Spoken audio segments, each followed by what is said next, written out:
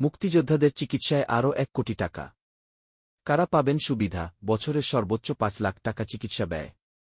বীর মুক্তিযোদ্ধাদের চিকিৎসাসেবা নিশ্চিত করতে নতুন করে ১ কোটি টাকা বরাদ্দ দিয়েছে মুক্তিযুদ্ধ বিষয়ক মন্ত্রণালয়। ২০২৫-২৬ অর্থবছরের চতুর্থ পর্যায়ে এই অর্থ ইব্রাহিম কার্ডিয়াক হাসপাতাল অ্যান্ড রিসার্চ ইনস্টিটিউটের অনুকূলে বরাদ্দ করা হয়েছে।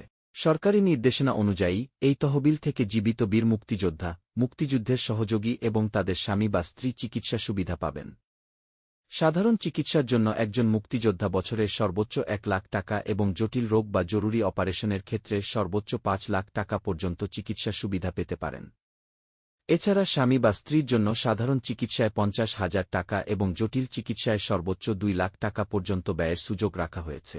বিশ্লেষকরা বলছেন, বয়সজনিত নানা স্বাস্থ্যঝুঁকিতে থাকা মুক্তিযোদ্ধাদের জন্য এই বরাদ্দ গুরুত্বপূর্ণ সহায়তা হতে পারে। তবে অর্থের সঠিক ব্যবহার, স্বচ্ছতা এবং প্রকৃত উপকারভোগীদের কাছে সুবিধা পৌঁছানোই হবে সবচেয়ে বড় চ্যালেঞ্জ।